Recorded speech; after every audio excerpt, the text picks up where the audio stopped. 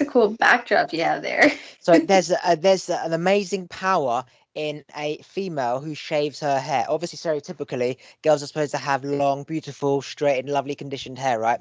But then the opposite is someone who shaves their hair. And like, what does that say? It shows strength within that person. It says that I do not care what you think about me. It says I'm strong within, that nothing affects me, and I'm just going to do me. And it says that they have a purpose and a reason for why they're shaving their hair, which is far deeper than needing kind of attention or approval from men. It's really Yeah. powerful to see when women shave their hair. Oh, nice. Yeah, yeah. I totally agree. I don't know if you see my photos on Facebook, but yeah, I think it was in 2016. I shaved all my hair off, and it was quite a powerful experience. It definitely was an empowering um, point in my life where I was kind of shedding and letting go of an old me. I was always the kind of woman that really loved attention and loved going partying and dressed up and makeup and hair, and I would dye my hair every month and a half, and I had so many different hair colors, and then eventually my I was my body and my spirit were exhausted. And then eventually I was just like, fuck it, and just get rid of it. Yeah. Oh, is it okay? Huh? Is it okay that I swear? Should I cut No, out no, the no. You can swearing? swear, say what you want. So yeah, when I was 21, I had really, really long hair. And actually, no, I started growing my hair when I was 21, and I cut it last summer. It was right down to my belly button. It was probably longer than yours, and it had 7 colors in it, like red, yellow, pink, blue, orange, purple, and green. And I used to keep dyeing it, and it was a long rainbow hair. And all of a That's sudden, we shaved it off because when I was 21, it was about getting in touch with nature, growing a beard, having long hair, not washing it with shampoo because it was all man-made. I went through like a natural phase of just like no shampoo, no soap, just water, and thinking what Jesus would do. He'd just get up and do his shit basically. And so I kept growing it and totally. growing it. And then last year, I looked in the mirror and I saw myself as a woman. I saw myself as a tranny boy. And I was like, this was not why I grew my hair. Like, because I wanted this, like, kind of natural David Guetta hippie look. And I'd sort of gone past it where I'd not even trimmed my hair in 7 years. No joke, not even trimmed it. It was just completely dead at the bottom and just so long. And I was like, this is fucking outrageous. I feel like a woman, right? And so I just shaved it all off. And it's like a snake shredding its skin or a tarantula shredding its skin. It's like a new mentally it's a new person, and it doesn't fit the outside of who you were when you decided to keep long hair or shave your hair. So it literally is a symbol of what is going through your head. Is it are you going through a are you going for a fucked up time, or are you awakening? And for me, it's like the fucked up time is the shaving, the awakening is the growing, and then the enlightening is the shaving it off again, because you do full circle. Totally, totally. No, I totally agree. The process of at least from my experience when I shaved my head, it was a very difficult time in my life. But looking back, a lot of crisis and a lot of difficulties that happen in our lives are actually our bodies craving for us to wake up and for us to really start to see ourselves in a different light and realize that we're not bound to whatever identities we think that we belong to or whatever roles we think we belong to, and it's just trying to shake us out of it. And shaving our head sometimes can be a reactive kind of experience through the crisis that we're going through, or it can be an actual decision. I remember when I was a little girl, I think it was like 9 or 10, and I remember talking to my mom because I grew up with really long hair, and my mom would always, take care of our hair and cut our hair, like trim it, and my mom just loved our long hair. And when I would just say, well, one day I'm going to shave it all off. And she would get so upset at me. She was like, no, what do you mean? Your hair is so beautiful. The hair is a woman's beauty, blah, blah, blah. And I was like, what do you mean? So if I cut my hair off, then that means I'm not beautiful? So I remember always having this kind of in the back of my mind, like one day I want to shave my head. And then when the time came, when the chaos came, then that's when I just kind of decided, fuck it, like I'm tired of this. I'm tired of fitting this role of whoever it is that I think I am, or whoever society imposes on me. And I'm just going to try to figure out who I am. And then once you do that, then the awakening kind of starts, and it's kind of a journey of coming back. So it's been since 2016 since I shaved my head, and it's been a few years, and now I have it long, and I just let my hair grow. I don't dye it anymore, and it feels so much better. And I'm sure with every single time you do shave it off, you're shedding a whole new identity and then finding yourself again. Yeah, It's totally.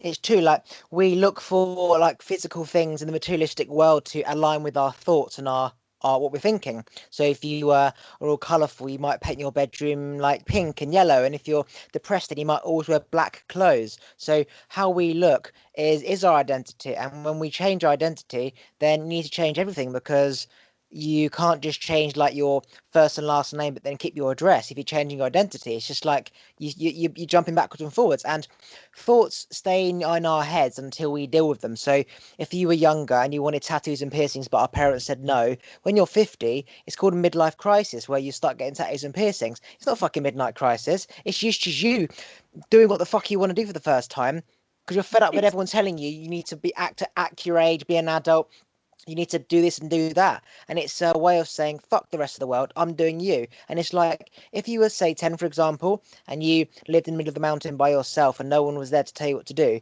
you would have shaved your hair. Just like if you wanted a Chinese takeaway on a Friday, you go and get one. And then when our parents say no, it stimulates that thought and it amplifies and it stays there and it gets bigger and bigger and bigger until you end up doing it. And that's why I feel a lot of people shave their hair, especially celebrities, because they feel like they had to live up to this standard of reputation of who people think they are, and they think this is not me. I'm being this act, this Lady Gaga act, this Katy Perry with pink hair act. It's like that was just me saying I'm different to stand out. Now I have made it, and I can be me. I'm not being me. So like Britney, they all shave their hair. Jessie J, Miley Cyrus. It's just the symbol of I am not my body, so therefore whether I shave my hair does not mean I'm beautiful or less beautiful. And the stereotype of a girl needs to have long hair to be beautiful, do their hair for a date, fuck all that nonsense. Like, just turn up in your pajamas. It's nonsense. So it's powerful, especially when hair's supposed to mean so much. When you shave it, it really symbols that this person is awakening. To do an extreme thing like that, it shows that they are gonna become. They've been a caterpillar and they're becoming a butterfly, and they've been a caterpillar for like 10, 15, probably more years. Totally, totally. Definitely, I think it definitely applies at least to the Western world, to the world that, the modern kind of capitalistic, colonized society, patriarchal society that we live in. We've created these social constructs of identity that that we're constantly being bombarded with through the media, and through just our collective consciousness. We're just being told who we're supposed to be. But hair is also a really, whether it be either shaving your hair or keeping it long, can also in other cultures be considered kind of like a spiritual process. Like hair is a really important, whichever way you go, is a really process to that awakening or to holding on to some sort of spiritual. I don't know much details, but I know, like for example, like the Rastafarian culture or the Sikh culture, or the Buddhist culture, they have different spectrums of what, aligning with your spirit would mean. So in some cultures, it's like letting your hair grow and not cutting it off at all. And then in some cultures, it's completely shaving it off. And both can be to detach from certain identities. So it's really interesting how, depending on the culture that we live in, um, either aligning to a specific role or kind of rebelling against a specific role, they all kind of play a part in how we view it, right? Yeah, what I find amazing is that I don't like to plan my podcast because I just like to let what come to my head. Literally, the minute I press record, I just say what comes to my head. Now, you can always think about what to say, right? I was thinking about speaking about how people don't shit properly. How you look at a cow, it doesn't go and sit down and then get a newspaper and take a shit. It just, where it needs to go, it goes. And we're Yeah. doing it all around the wrong way. Like we're trying to force things out, and then we're on our phone half an hour. You're not fucking ready.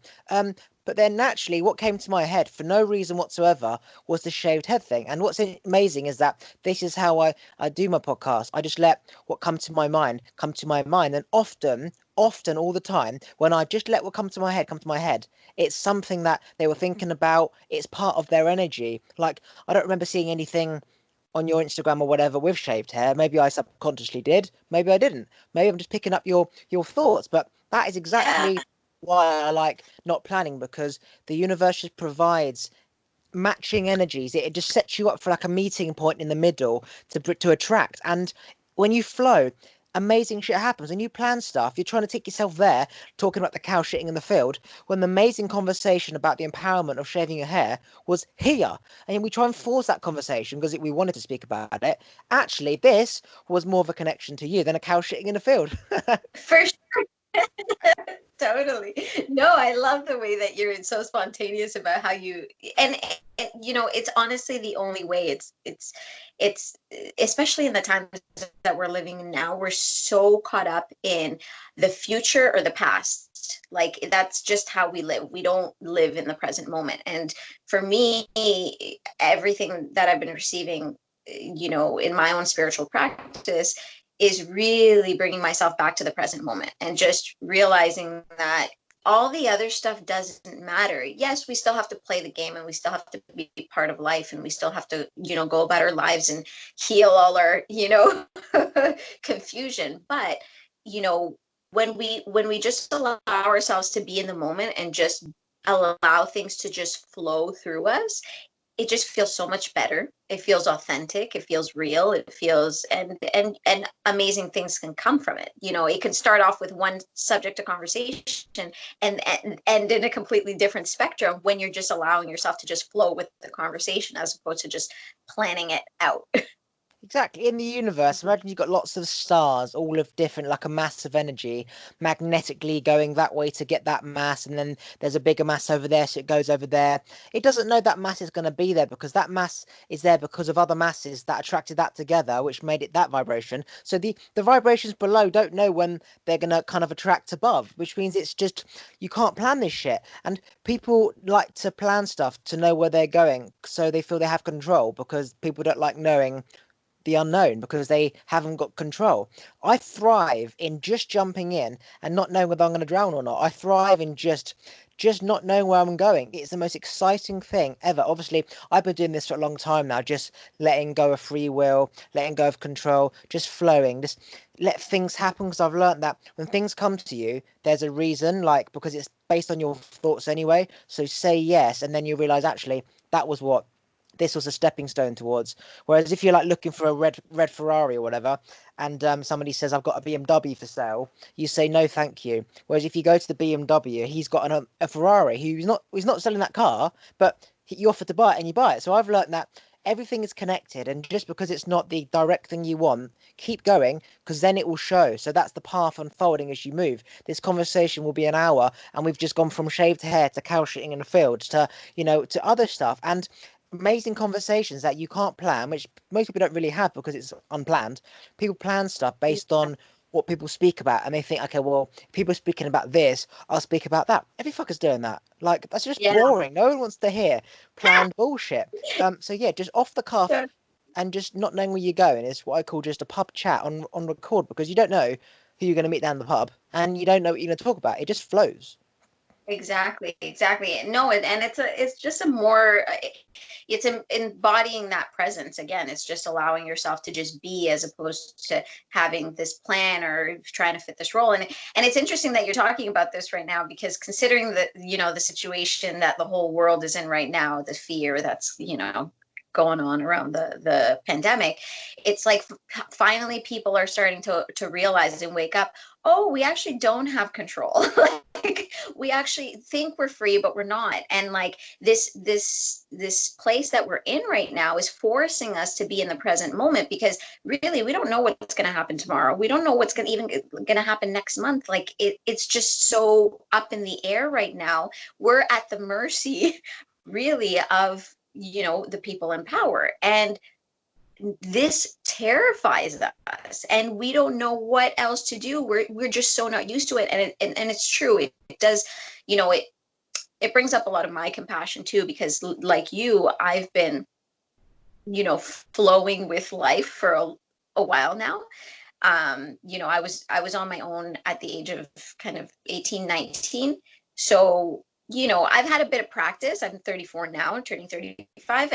And, you know, I've had a bit of practice of uncertainty and like instability and not knowing what is going to happen next. And the more practice you do get, the more comfortable you get with insecurity and this lack of control that's kind of showing up right now. But so many people, especially older generations, but everybody in general, it's triggering, including myself, because, you know, I'm also a privileged person who lives in the West and is comfortable in my life.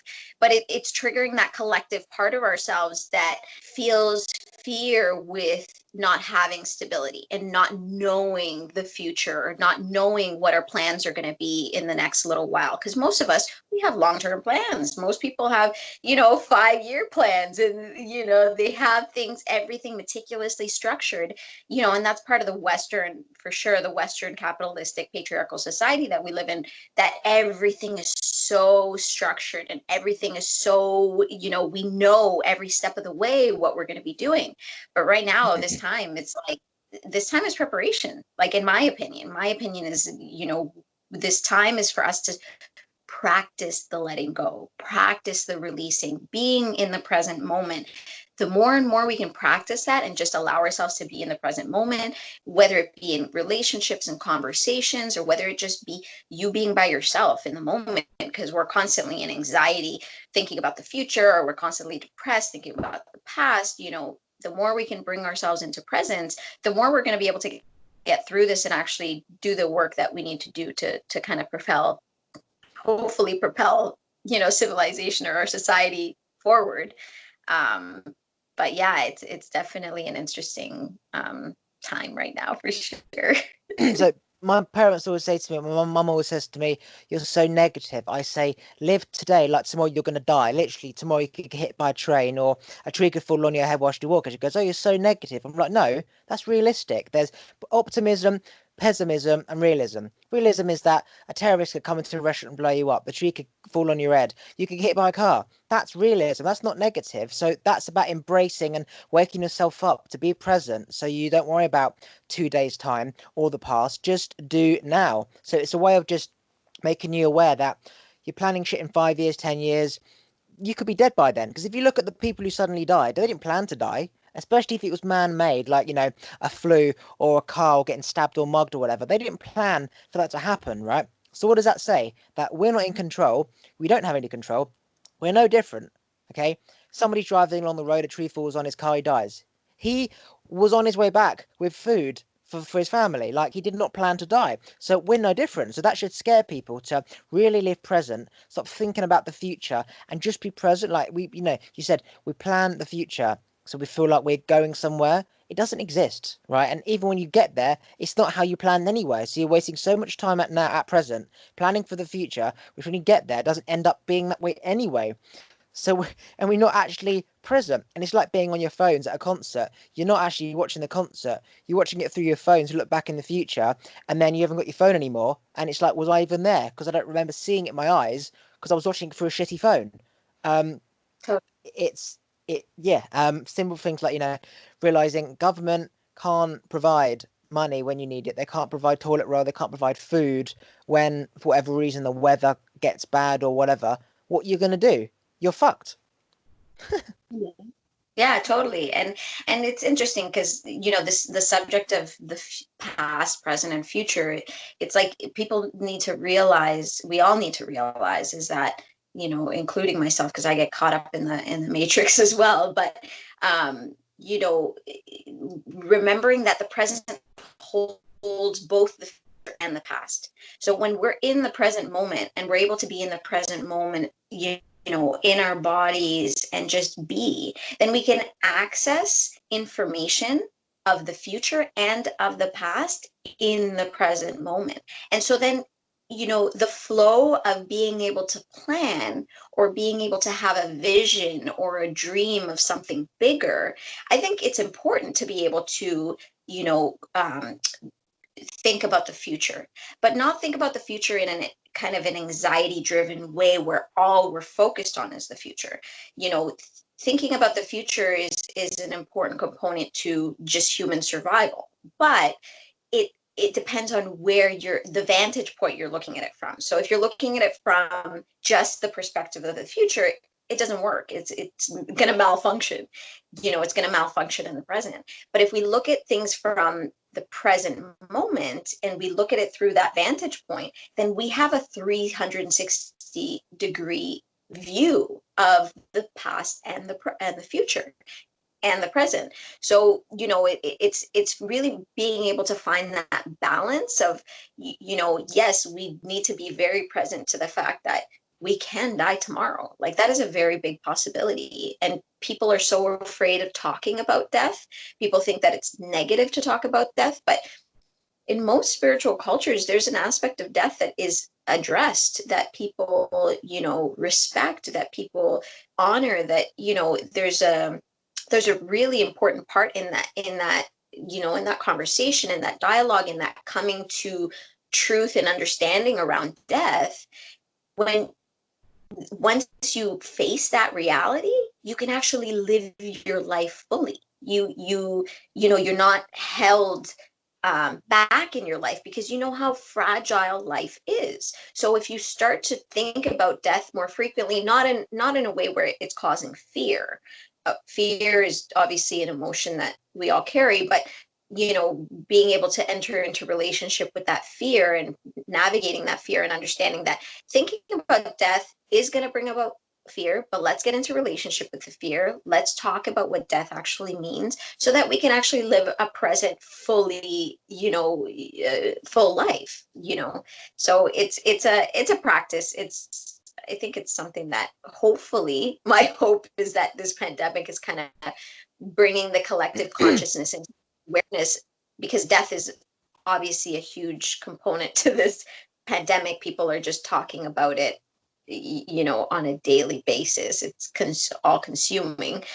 So right now we're in the fear part of it, and hopefully that will pass soon, and people can actually start to value life a little bit more and be more present to what it is that they actually want to create from the present moment into the future. What kind of future do we want to create for our children? What kind of future do we want to create for ourselves and for the future generations that are going to come? The only way we're going to be able to create a beautiful future or harmonious future, or whatever it is, the dreams and visions that we have, is by getting into the present moment and valuing our lives right here and now, because it's not going to last. We are going to die.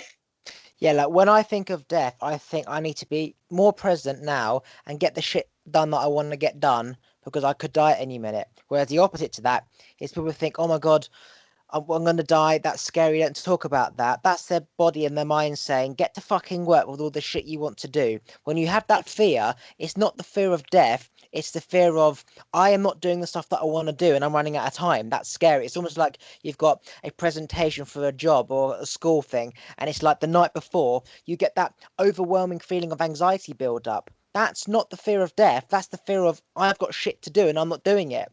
And it's confused with death, but it's not actually death. I was that person where I used to be so scared of dying and not doing the stuff I wanted to do that I would just manifest in all the things that I wanted to do, to the point where I was laying in my bed with everything I wanted to do, and death was still gonna kill me when I was say 80, for example. And the minute I sort of embraced the fact that we're gonna die, and I've only got, let's say, somebody said to me once, if you had 6 months to live, what would you do? And I wrote down all my things in 6 months, and if I was going to die of cancer or whatever in 6 months' time, and I did everything literally within 2 weeks, right? So it was like, now what? And it made me realize, because this is what people do, they procrastinate. They could do everything now, but they do it every one a week. It's like, if you got all that shit done now, you'd have so much more time, your whole life, and all the 300 times the amount of time left, because you do everything in literally 6 weeks that you would do in 6 months. That it's like, wow, I've done everything that I was gonna do, as if I was gonna die in 6 months' time, which I'm not. I've still got 80 years left and 6 months left, right? So now it's like, what do I do?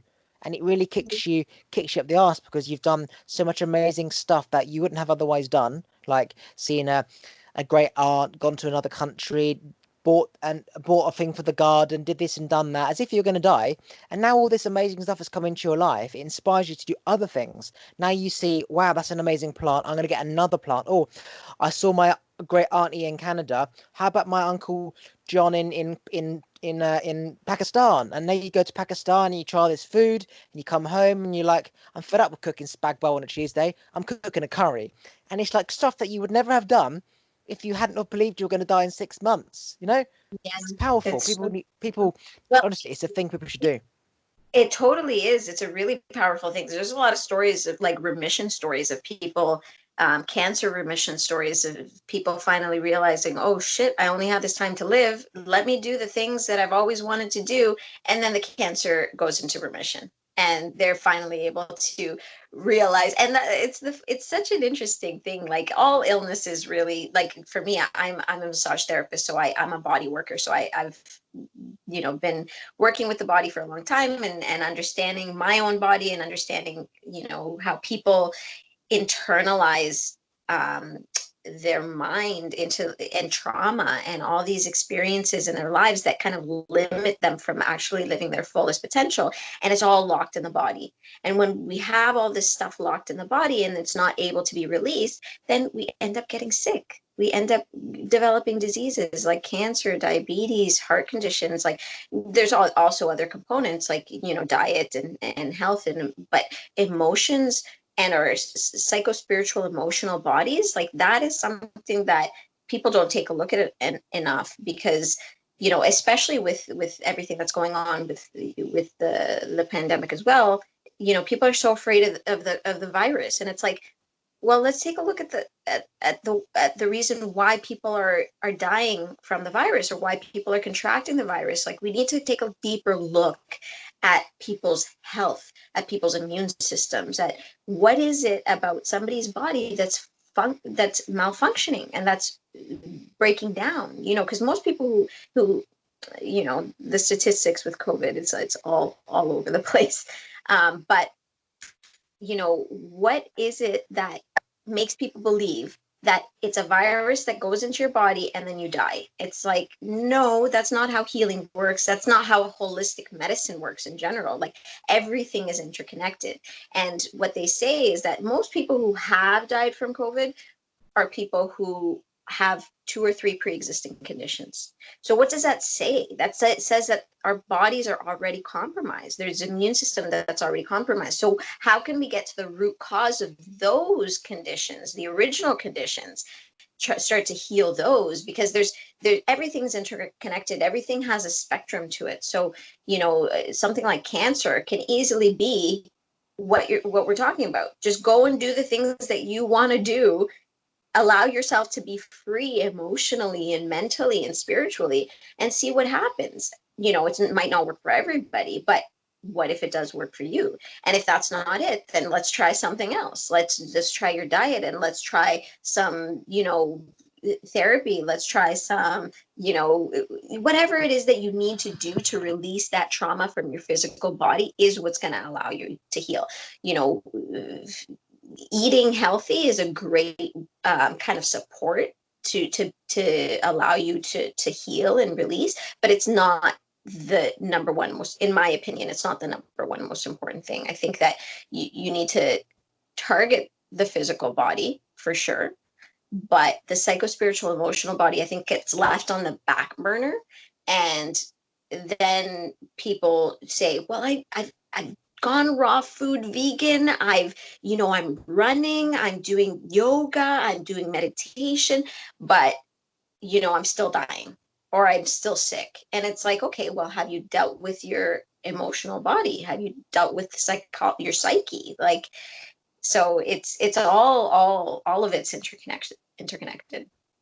Yeah, I tell things like it's not COVID-19 that's killing people, right? It's people's body in a state of disease that is a breeding ground for any living organism to go in and destroy it, right? Everything, whether it's HIV, cancer, flu, cough, cold, bloody what's it called? Lyme's disease. It's just another living thing getting into another living thing, and whatever's stronger will win. And Totally. people who are getting the COVID-19, the ones that are dying, they're not dying because the virus is stronger. They got a stronger form of the virus compared to a strong person like Prince Charles, who's 80 or 70, right? Who got it, okay? Who recovered in a week, right? It's not, it's like there's a different strength of it. It's if your body is weak, you are going to be unable to deal with this foreign thing coming in. And it's like, okay, well, why is your body weak? You don't get much sleep, don't exercise, you are stressed, you're angry, you eat bad, you smoke, you don't like life, you don't have much sex. All these things are putting your body in a perfect breeding ground for disease.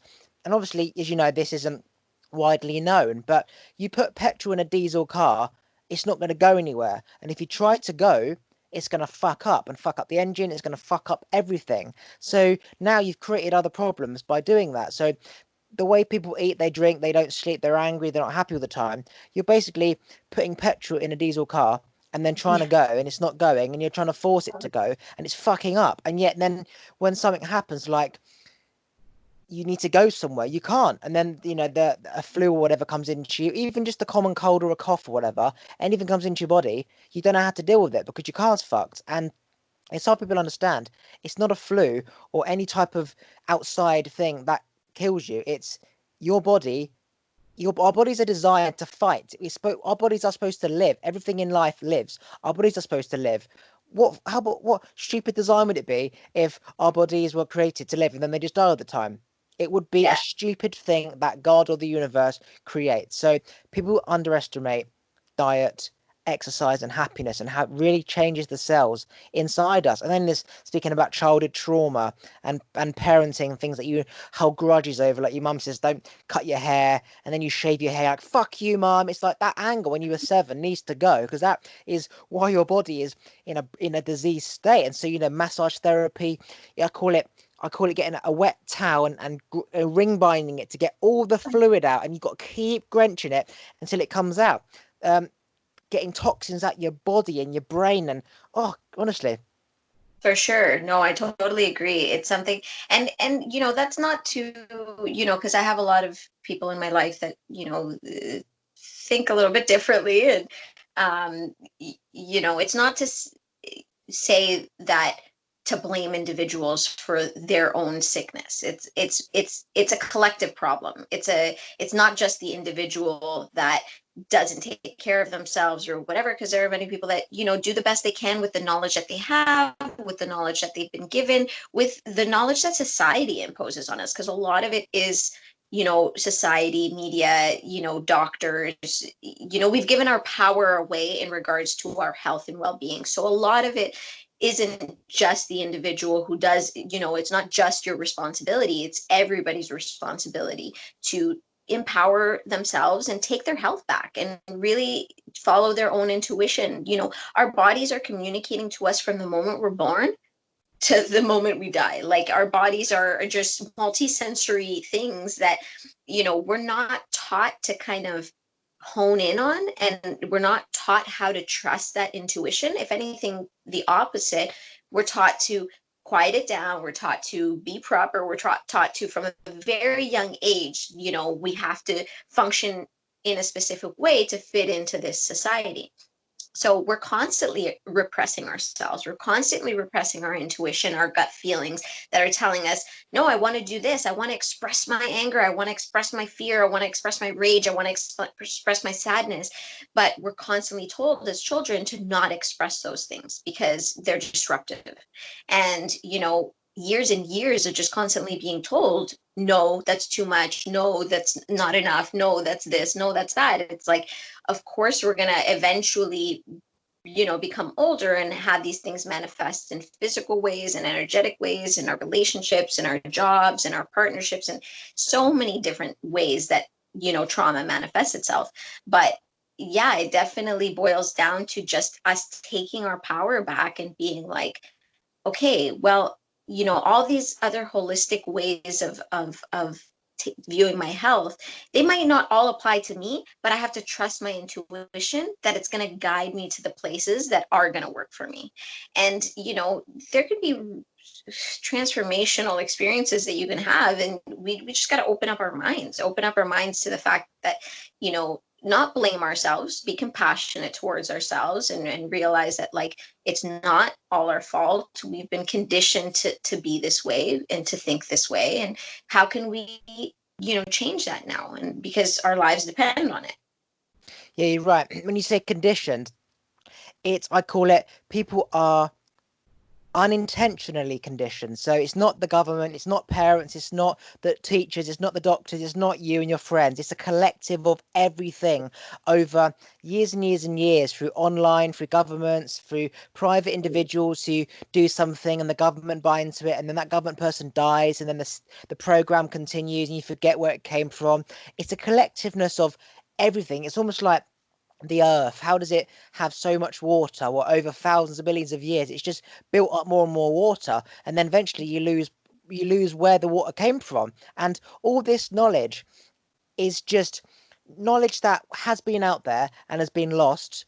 And it's like the person with the most knowledge at that time you listened to, but Mhm. there was a smarter person who had more knowledge who's not here anymore. So you just naturally follow that person and forget about that person. It's crazy because people do not understand the power of speaking to an unborn child in a womb. For example, vibration changes the cells of water.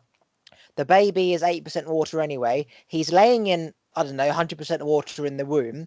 His cells are changing based on vibration, and in terms of like strong cells, negative cells, aka, is he going to be a weak immune, positive immune? Is he going to have be at disease or at ease? Speaking to an unborn baby that you can't even see is projecting positive vibration into something. Like when you speak to a plant, it will grow quicker compared to if you yell at a plant. If you yell at someone, how they feel shitty. If you speak good to somebody, they feel good. But speaking to an unborn baby who you can't see, who doesn't talk yet, is changing the cells of his body, is putting his body in a state of disease or at ease. It's going to Yeah. affect his immune system. It's going to affect his relationships. It's going to affect how happy he is, his emotions, whether he gets ill all the time. It literally is. Do you want to grow a seed of sweet corn or a seed of carrot? Here's a seed of carrot. Here's a seed of sweet corn. Choose. If you speak to your kid this way, he'll be a carrot. If you speak to him this way, he'll be a sweet corn. That is something which no one has a clue about. And don't even Okay. get me started about, putting the mother under stress from arguments, and then she's eating and drinking just normal food, but food that shouldn't really be in the first place, like corn and lectins and grains and stuff. That is Yeah. affecting every single cell in that kid's body, and it's the generation repeating itself again, but a lot worse. But it's no one's Yeah. fault because it's just come down It, from so many years, and no one has a clue where it come from. Exactly. It's intergenerational, and it's like that's where the compassion comes in for ourselves. And when somebody says to me, well, or anybody, whenever anybody says, we do have power over our bodies and we are able to heal ourselves, and somebody says, well, no, I can't, like these are the conditions that I have, like I can't heal this overnight. And it's true. It's like, that's the part where compassion comes in for ourselves, and being like, yes, we need to take our power back in regards to our own health and healing, but also having compassion for the fact that a lot of the stuff is intergenerational, and a lot of the trauma that we've kind of locked in our bodies is from years and years and years of accumulated trauma, not just our own trauma, but our parents' trauma, our grandparents' trauma. And the more compassion we have for that, the more we realize that it's not just our responsibility, it is a collective social responsibility that we have to taking our power back, into healing ourselves, and to understanding that you know a lot of the times, like I'm a parent, I have a 3-year-old, 3.5-year-old little boy, and navigating that is a really difficult thing when society in general doesn't support families, doesn't support children, doesn't support mothers. Like mothers are in constant stress because, you're stressing about money, or you're stressing about you're not doing the right thing, or you're stressing, or whatever it is. And then you have the intergenerational traumas between you and your partner that end up coming out, and you have to navigate that with no support whatsoever. So it's like there's a fine balance between understanding that we have to heal these intergenerational traumas so we don't pass them down to our kids, and the more work we can do, the better for our children, but also understanding that trauma, especially intergenerational trauma, is something that takes generations as well, and that as much as I can do the work, I will do it for the rest of my life so my children and grandchildren don't have to deal with it.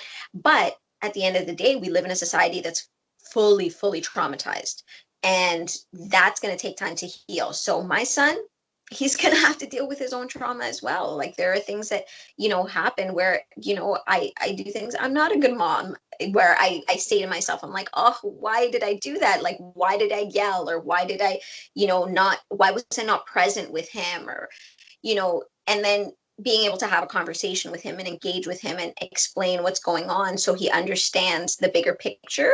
And, kids are, they're like sponges. They really absorb, even though they might not necessarily have the vocabulary to speak it themselves. They understand everything we're talking about and everything that we're projecting, and when we talk to them like adults, in some capacity like adults with our words, but also have an emotional conversation with them, they can grasp so much at such a young age. So that's what I try to do to kind of find that balance, is like realizing that it's in my power to heal myself, it's in my power to heal all the intergenerational trauma that I have, but it's also going to be a lifelong journey, and that all I can do is really embody the tools and the skills and the healing practices that I have so that I can teach my kids. And then hopefully once they are old enough and they have to deal with their own intergenerational trauma, that they have the tools, and then they know what they need to do in order to be free and not be conditioned. We're all conditioned, and they're going to be conditioned in their own ways, but to always be challenging the status quo, and to always be challenging themselves, and always be challenging the adults around them, because it's important. Every generation has to be an improvement from the last. I remember my dad always saying that, and that's my hope. Yeah, as animals migrate, as well as humans, you're supposed to learn from the generation before. We've gone from the jungle to cavemen to lighting a fire to getting a match to getting a lighter. We keep evolving. Now we've got heating in our house, and then it's logwood, then it's coal, and then it's just some technological energy, right? You're supposed to learn from the generation before. So it's a pyramid where you're all going through the stages of going up, and you bring everyone to the top, and then a next pyramid appears. These days, everyone isn't a pyramid, they're a pyramid Ponzi scheme. What I mean by that is that you feel like you're climbing the pyramid and learning. You're seeing if you put £100 in, everyone else is getting 700 quid, right? But you've got to understand that you're getting 700 quid because fucking 30 other people all put money in. So it seems like it's there, but it's not. And eventually, when a few people cash out, the whole Ponzi scheme collapses, because now you've got 30 people who are down 100 quid, and then you people who made the extra money were the people who got in there at the beginning. So we feel like everything is here: shopping, food, house, money, health, because we are healthy now. But it's not there, and we're rushing for families, rushing to have kids, rushing to make money, rushing to get a job. We're not dealing with problems. We're not learning from the generation before, understanding how they fucked up. How can I? Because we are our parents, whether we like it or not. When I was enlightened, I looked to my parents and I saw all the problems I had were them, and I saw myself in them. And I took 3 years out of my life to heal them, so then they wouldn't pester me about why am I doing this. I took them to my level, so I evolved, went to the pyramid, and I pulled them up, because I'd rather my life with them with the same knowledge than them telling me, why are you doing that? You don't know what you're on about, blah, blah, blah. What do you mean cancer doesn't exist? Shut the fuck up. Like, go to the doctor. So I had to bring them up. These days, we're just jumping there and thinking, oh, if we can't get it that way, I'll just jump there. Tell myself it's there. Tell myself it's a Ponzi pyramid scheme where It is a pyramid but it's all fake, and we're running from it, and then we realize it just comes crashing down. Trauma, we lose our job, someone dies, we can't fucking cope. Like a parent dies, depend on them so much. It's not that you're dependent on them. You didn't embrace the fact that they're probably going to die at any minute, and they're getting older, which means they're more likely to die, and you ran from it, and you didn't address it. You just kept running from it, and then your kids see that, and then you stay strong, and you don't show emotion and cry, and your kids see it's about being strong and not showing emotion and crying, and then he doesn't deal with trauma, and it literally is that pyramid scheme eventually collapses, and that's like, what the fuck do I do? There's 50 loads of people out of pocket, so many people, they've got depression, anxiety, social issues, cancer, disease, diabetes, just like it's some coincidence when it's created Yeah. from doing the same things our parent did, like Crohn's, diabetes. Every disease is created from diet or our mind, aka our thoughts, vibration, which is the physics, our biology, which is the food. It's a combination of the both. Just like Yeah, exactly. medication and meditation, it is the cure and the problem. Medication is the Yeah, problem, meditation is the cure. totally. Yeah, everything has its polarity, but yeah, I totally agree with you in regards to the hierarchy. And that's the problem with our, that's something that I've been kind of unraveling for myself over the last few years. The oppressive systems in our society, like the capitalistic structure, the colonialist structure, the patriarchal structure, and really understanding how everything in our society is structured as a hierarchy.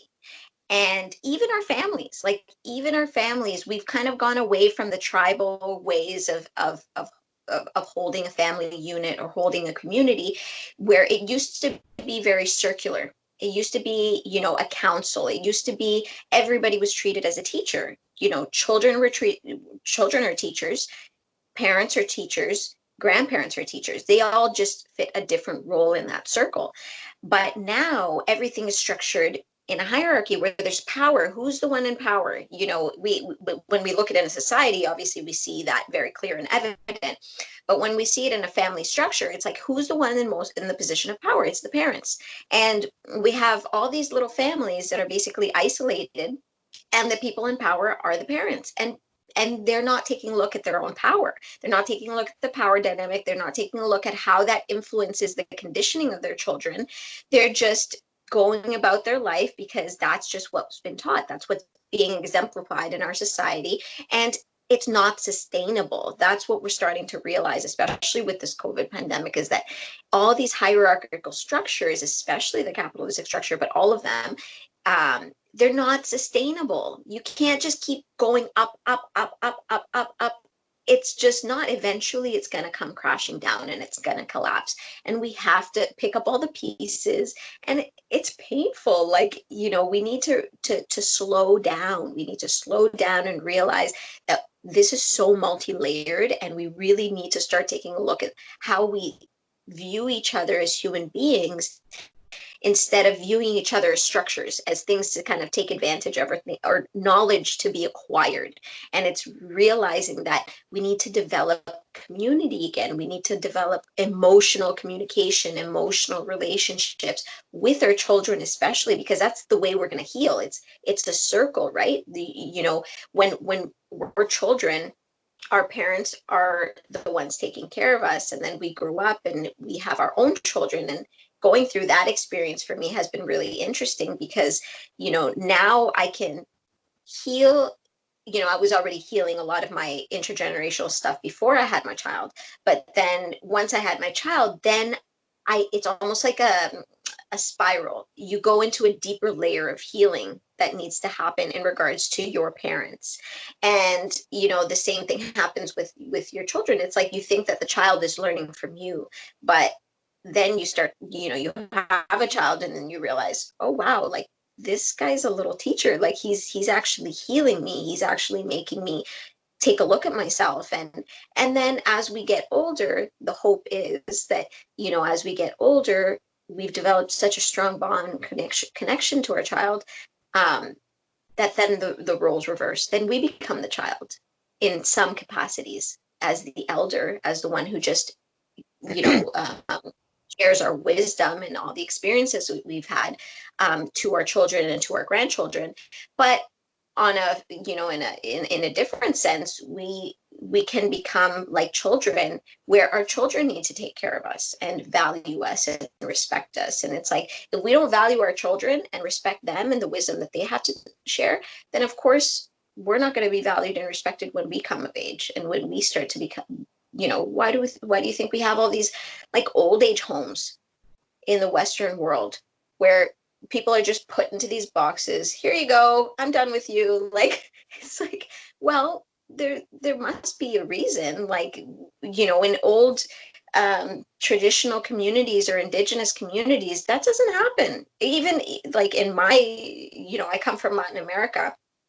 That's not very, first, it's a privileged thing to do, like, if you have the money to do that. But second, that's not even a thing for us. Like, we live in units. Like, our grandmothers, we live with our grandmothers for the rest of our lives. Like, we live with our aunts and uncles and cousins, and everybody's kind of living together, supporting each other. Obviously there's a codependency part as well, living in the kind of hierarchical structure that we live in. We've developed, things that are not so healthy, but it's interesting to take a look at that hierarchy and understand how that infiltrates all our lives on such different ways, not just at work or, in the outside world, but in our own family units. Yeah, energy is knowledge. And as people learn more knowledge, there should be more energy. So let's just say your grandparent had X amount of knowledge. The child of that grandparent would have X amount of knowledge, and then the grandchild will have X amount of knowledge. Means you have more knowledge than the generation above. These days, the generation above has less or equal to the same knowledge as the generation above. And you're saying about how children are teaching parents. Well, there's no such thing as a teacher or hierarchy or authoritative figure. Like, parents are told that they're the ones who are in charge because by law, until you're 18 that you are. That's pretty much it. You can be stronger than your parents when you're fucking 10, right? You could have more knowledge than your parents when you are 6. If you learn all the stuff that they learn, you could learn it by 6. So now you become the teacher, but it's like, I'm the parent. So first of all, parent means you're the mother chick. When the chick is cheeping for a worm, you provide the chick. When that chick leaves the nest, you're not a parent anymore, because a parent is to parent and to teach until they can take their knowledge of the parent and do it themselves. But at this age, it's not just when you become 18 legal and you can move out. It's just like parenting, teaching you how to survive and be independent. That can happen at any stage, and it's just energy. It's supposed to be like the energy comes down from the above, but it's not the same. Like, my dad always used to teach me all this stuff, and my mum used to say to the opposite. So I was exposed to all of this at a young age, had all this knowledge in my head, and then my mum would say the exact opposite. So she'd say, you have to cook chicken until it's piping hot, and I would say, well, no, you don't, because dad eats it and he doesn't die. I've actually read it on the news that he got to be piping hot. So it's this constant battle between knowledge. And I was 21, I became aware. And essentially, every single time my mum would say something that was generational, as you said, or from the news, from the media, from the doctor, bullshit, take your tablets, whatever, I'd counteract it and have a massive debate, essay, explanation for hours and hours and hours. Argument until she fucking understood, like, that is bollocks.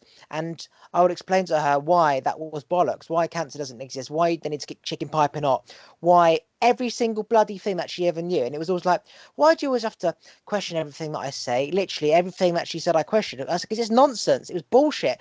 I used to say, where's the sauce? She's the joke in the cupboard with the mayonnaise. What I mean by that is, where does the sauce come from? Who says cancer is a real thing? Who says you've got to get a job? Who says you need money? Who says you should be taking vitamin C? Who says you should wash your hair with shampoo? Do you think Jesus had shampoo to wash his hair?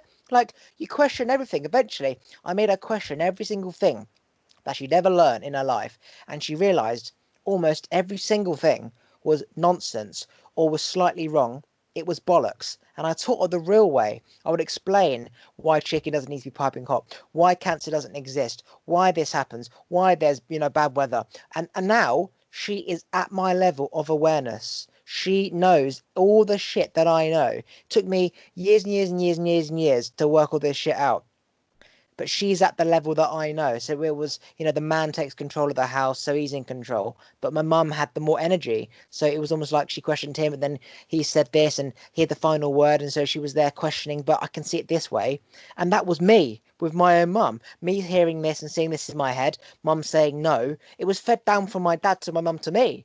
And it was like, it was all wrong round the wrong way. Yeah, ironically, Mhm. my dad was born on the 14th, mum's born on the 21, I'm born on 28, so it's 777. But it was the wrong way. It should have been my mum above my dad, 21 after 14, and then 28, me above them, because I learned from them, and I'm at the top in terms of the top of the 7 pyramid, right?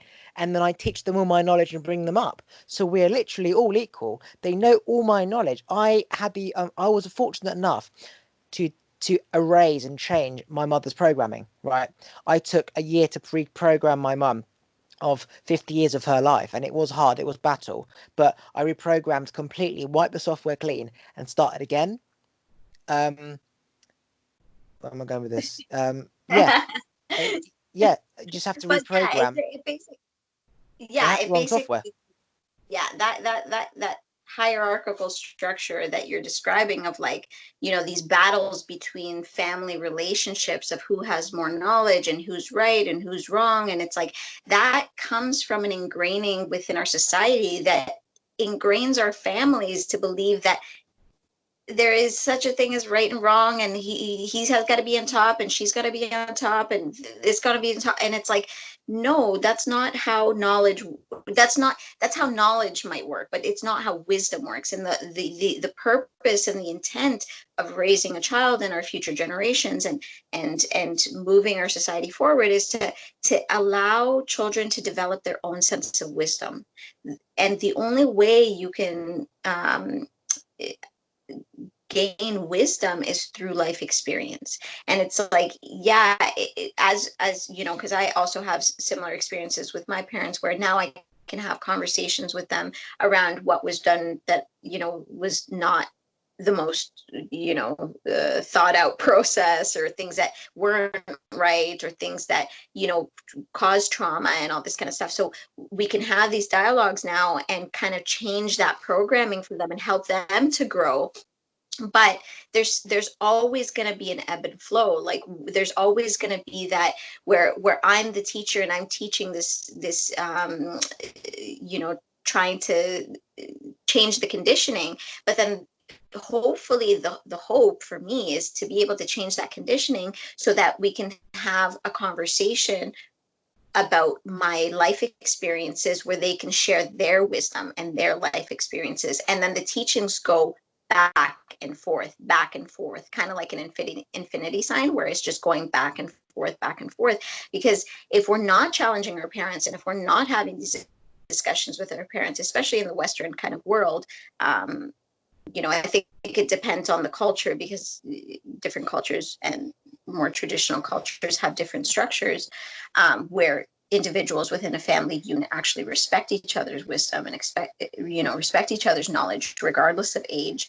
In the Western world, it's really important for our generations and younger generations to start challenging the older people to start thinking about things a little bit differently, because once we start challenging these ideas, not in a way to be right, but in a way of just, it's planting a seed, and then being able to engage in a conversation when then both our wisdoms are at play, not just I'm right or you're wrong, or but unless they're challenged, then we can't have those dialogues, we can't have those conversations. The challenging has to happen, and the breaking away and the shedding of the conditioning needs to happen before those like higher conversations can happen. I love that.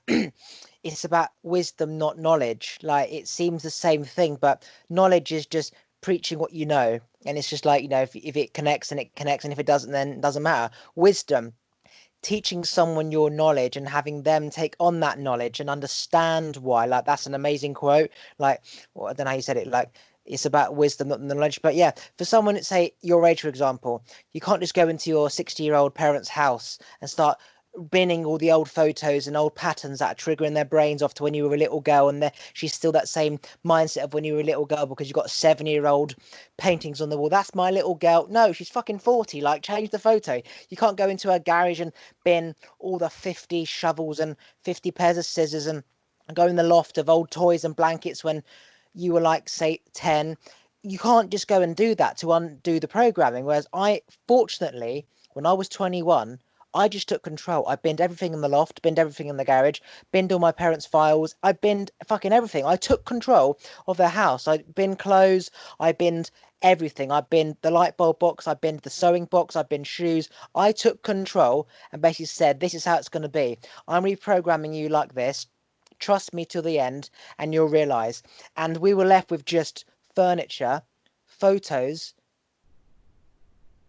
and themselves, because everything else was materialistic. And you That's don't need fucking bank statements from like 40 years ago. You don't need all these on like 50 photos of the same damn thing.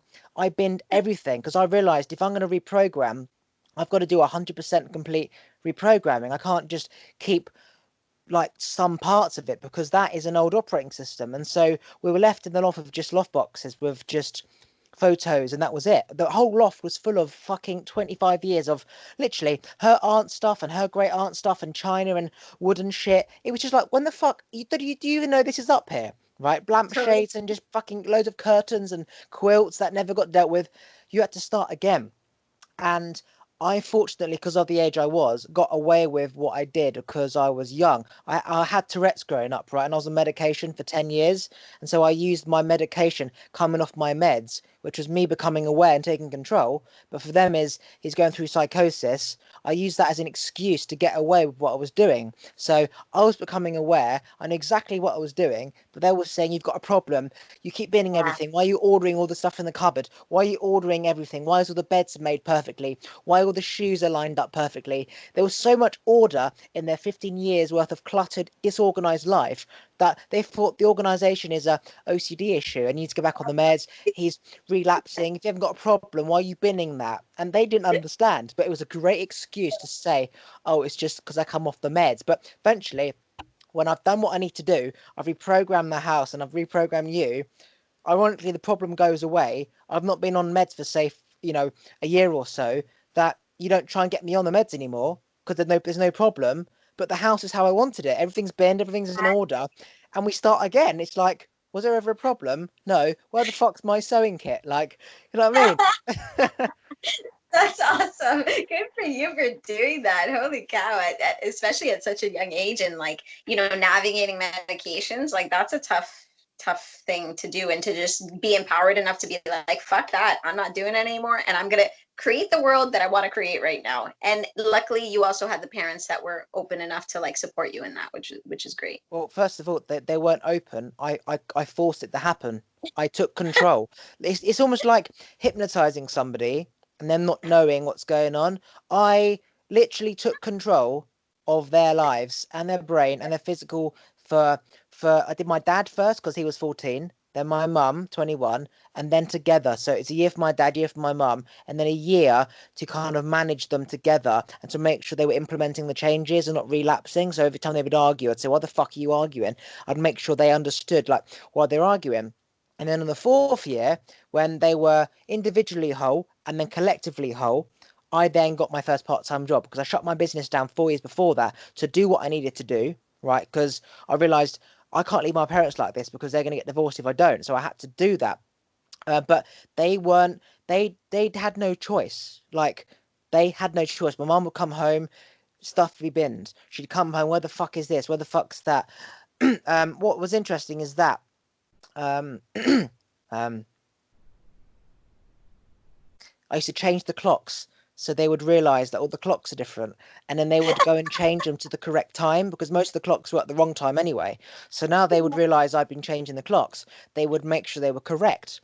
And then I start to change the photo frames around the house so they would become aware of what's moved. And then I'd reorganize things and reorganize the furniture, put the sofa there, put the wardrobe here, and they come back and say, "What the fuck is going on? Put my ass back where it is." And so now they feel like they're being heard because I'm taking control, so they take control. And so now they feel like they're being heard when I put the sofas back. They make sure the time's correct. So they learn not to be late. And then whilst they're over there trying to find their sewing kit, I'm binning all the saucepans. And then when they realise the saucepans have gone, I'm in the loft binning all the curtains. And then when they're in the loft, where the fuck are the curtains? I'm in the garage binning all of this. So it was like pivoting from here to there to there to there. Before you know it, everything was gone. And in my brain, I had a year system of I need to get the loft sorted, I need to bin all of this, I need to do this. And then when I binned it all, I need to buy them everything that I replaced. So I got a job, spent 10 grand on them so they could buy the lampshades, buy all the pillows, buy the paint, buy the carpet, buy the wooden floor, the stuff that they couldn't do because me and my sister had everything growing up, like all the money went to us. I had to. It was a year-long system, and I just trusted the voice in my head saying, "Keep going." She fucking hit you. She didn't give you dinner tonight, but keep going. So I had to literally starve for night because it's like I had to go through. It was like, right, you're not doing this tonight. You're not having that like I was gonna get you. Fine.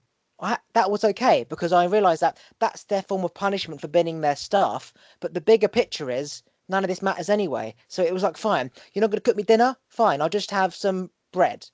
And eventually you get out of it.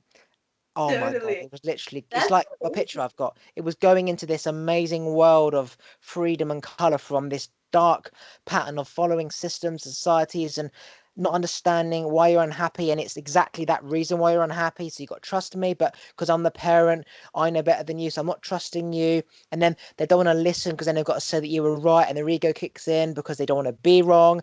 And how do you teach if they're not asking questions? And it's a fucking big mess. But as you said years ago, you'd want to learn new wisdom. You'd ask your people above, and if they taught you, you'd listen. Now it's just like, don't tell me what to do. I'll work it yeah, out. It's all yeah, run the wrong way. yeah. Totally, totally. Wow, that's an amazing story. I love that. I love that you did that. That's and at such a young age. Like that's pretty awesome. 21. I'm 27 now. Totally. Amazing. Do you want to talk about anything else before we wind this down, or I have no time Mm, limit? Just end it when we I think feel. it's a yeah, it's been a pretty good conversation going from shaving our heads to what you're 21 and basically deconditioning, unconditioning your parents. No, that's why I'm 27 and I still haven't got any money, still haven't got a job because I worked for myself and I had to sort that out because it was just going to get worse and worse and worse. And then I got a part-time job and I thought, what the fuck do I do now? Like, what do I do? And then, right now, 7 years later, I realize my job is to tell my story about enlightenment and healing, and then people will learn from that, and then money will come that way. But that's why I'm 27. 7 years later, I'm literally picking up from where I left off. Yeah, Because as you totally. said, more important things like family matter. Put them in an old pensioners home from the money you've made. That's not going to make you feel good. They need to be living in the room downstairs. Like, but as you said, it is kind of codependency because everything costs so much money. But look back at the old days, villages of families, like they just all live in the same place. Yeah, Like definitely. if you would share a place with, if you go to London, you get shared accommodation with four random people. If you'd share a place with four random people, spending £500 a month, why the fuck would you not want to spend it with, you say, your auntie, your granny, your parents? Surely Exactly. you'd want to be with family than some random Exactly. European, some black person, and some Indian person. Like you just don't have anything in common with. It does not make sense. Totally. Yeah, no, I totally agree. Honestly, the conditioning, especially in the Western world of separating families and separating people and kids having to leave their homes early and it's just it's not the way it's supposed to be. Like human beings are wired to live together. That's how we've survived all this time. We have people cannot survive in isolation, and we are becoming more and more of an isolated society. And it's like, you know, we need to be living together. And if we can't live with families, because sometimes that's not a possibility, like because there's just too much trauma or whatever, living in community is great. I've lived in many communities. Not that it's not difficult. It's difficult always to live in community or live with family, but especially because there is so much trauma in our society. But it's definitely you know, the way of the future, I think, because we can't survive alone. Like, we can't survive in isolation. That's not how we're wired. Like, it's just not. So we really need to start waking up, especially, now with the pandemic, everybody's in isolation. Everybody is like staying away from each other. And it's like human beings need contact. We need connection. We need, to be together. And it just goes to show our collective kind of brainwashing that we've kind of this is the reality of our lives. Like, we've isolated to the point of death, and we're definitely grieving something. We're the fact that this targets the lungs, um is in Chinese medicine, I think the lungs represent grief, like deep, deep sorrow and grief. So for me, I see it as a collective grieving of some deep, deep intergenerational wounds that people don't want to let go of. They don't want to grieve. They just want to feel the fear. They want to feel the fear, and they want to isolate, and they don't realize that it's going to take them to their demise, like take us to our demise. That's, because I include myself in that as well. Years ago, like our grandparents' parents, right? They used to have like, say, 10 brothers and sisters, just like animals do. They have lots of litters because, two die. It's just the way it is, right? What's funny is, not what's funny, but they used to live in like just a normal house of like 9 of them. So you'd have two sharing one bedroom, two sharing the other. There'd be like 10 people in a house, and we'd all live together. And now we've gone from like, just parent and a few kids. And then you move out, the next generation moves out because the mum tells them what to do and they can't stand it, and then they rent. They can't afford to rent at their own place, they rent with some random people. Now what's happening is we're living with our parents for longer, we're not moving out because you're just wasting money away, to the point where even saving for 10 years until you're 30, you still can't afford a 500 grand house. So now you're living for longer. So it's doing a full circle where we've gone back from our grandparents' days all living together to Yeah. going out thinking we could be independent, realizing we can't. So now we're all kind of staying home. And it's interesting because I'm a very close family person, and I look at other people in my area who are also very close family people. These people are like 30 years old. And when I was 21, I was looking at people who are 30 living with their parents. I was like, wow, they must be really family close and connected. But now I'm that age, I still feel like I'm 20. There's no different, which means it's the connection of the family in the first place, not the age. And if the connection is there, where you can share the bathroom, respect each other's space in the kitchen, be quiet, then you can live like you would in a shared accommodation.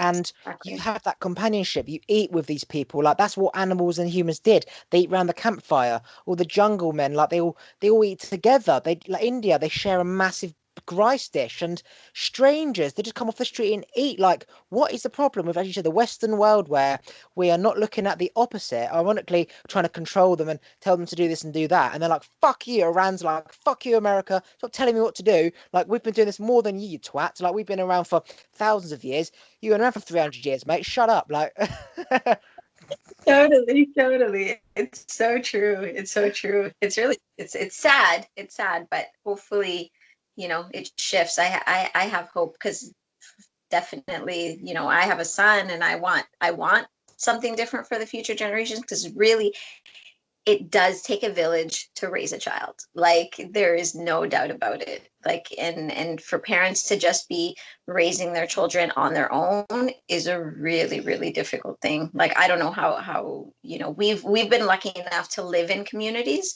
and even though in communities you're not necessarily fully supported, but at least you have people there. At least you have, some witnessing that's happening, and compassion, and working through traumas.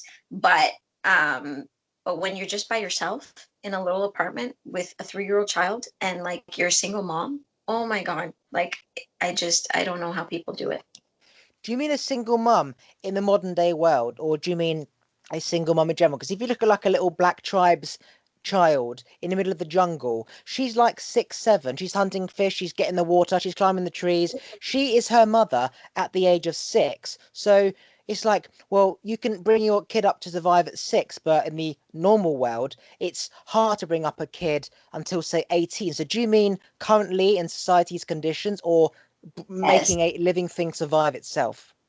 No, I mean, in the modern world, Yeah. it's difficult to raise a child because there is so much that you need to raise a child, emotionally, psychologically, spiritually. In those tribes, whether it be African tribes or South American tribes or Asian tribes, any traditional kind of indigenous tribes, they have the support of the whole community. So like the way they, from what I know, is that the way they raise children is that the children are everybody's children. So, let's say I have a sister and she has a child, that child is my child as well. So they're not cousins. They're not considered cousins. They're considered brothers.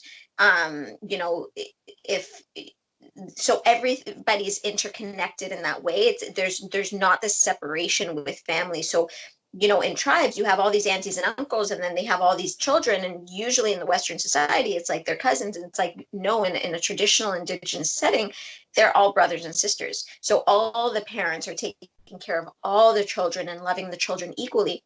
And I don't know if you read this book called it's of Water and the Spirit. It's by Patrice Malidoma Somé. He's an African shaman. He lives in the States now, but he's originally from Africa. I forgot what country, but it's a book basically on his story and how he was taken by a Jesuit priest at the age of 5 from his traditional tribe. And then he ends up escaping the Jesuit kind of all boys kind of school, and when he's like 18 or 20, something like that, escaping and going back to his village. And all the training he has to go through, and he starts to realize he's been conditioned to be a completely different person, to be a white man, basically, like stuck in a Yeah. and so in these like traditions, in these communities, um, the children are all raised together. And I remember there was a part in the book where he said that the men all live kind of or sleep in the same kind of quarters, and then the women sleep in the same quarters, but that the child is given access to every single room. Like there's no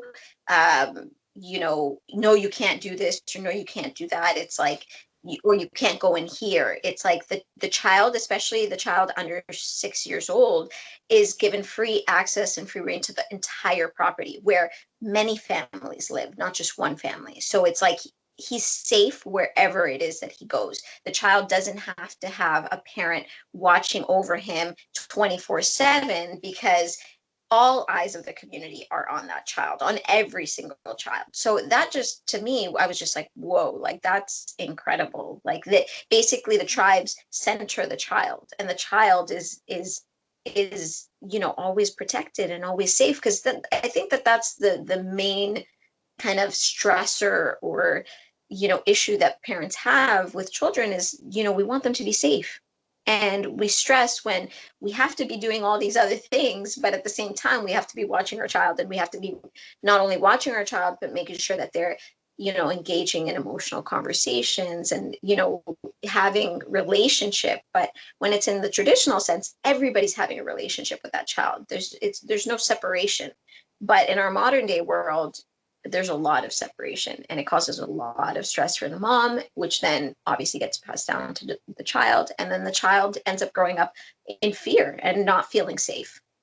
It's like, we've all come from apes, right? For example, and apes are just there, and then when they feel the need to mate and breed, they breed, and then there's little apes. You look at cows in a field, they mount another cow when they feel the need to, right? You look at flies, they just mate. There's no cousins, uncles, you're my mother, grandmother, whatever. I had 2 dogs, mother and daughter, both female. The female used to mount the mother, who is also female. So that goes, that they're lesbians, which is not supposed to be normal. And it's the daughter fucking the mother, which is supposed to be normal. We're called incest. Incest, you shouldn't have sex with family members because it's incest. But then because you get deformity, and I'm like, well, you say deformity, what do you mean by that? Like, if there's no titles, because that's just the language, and in a tribe we mate and we produce, and then there's offspring, and then you have to produce with what's there, because if there isn't any there, then you die. Who do you mate with? So how do humans get deformed? I've not really done much research on this, but how is it if humans were to mate with their cousin or their sister, or whatever, they're deformed? If life is about mating and breeding with what is there, why is it humans get deformed, but the billions of species on the planet do not? If it's man-made term like cousin, brother, uncle, sister, we're just another human being. I'm teaching you how to survive. It doesn't matter that your father is my brother, because he was just my brother too. So we're just all a living thing teaching ourselves how to survive. How is it that humans apparently will be deformed if you do it? Or is it just that no one does it, that you don't really know because no one really does it? So you don't really have statistics about whether they're deformed or not. You know what I mean?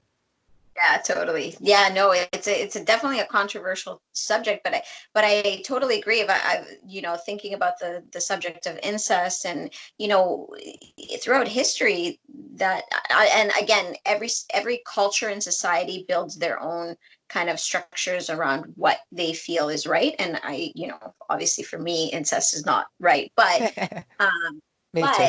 but taking the conversation a little bit deeper, just for the sake of taking the conversation, there is, you're right. It's like, what makes us believe or conditions us to believe that it's not right? Because I'm pretty sure throughout history, you know, people were married off to their cousins and their brothers and made to have children with their brothers and sisters and, family members. And not to say that that's right.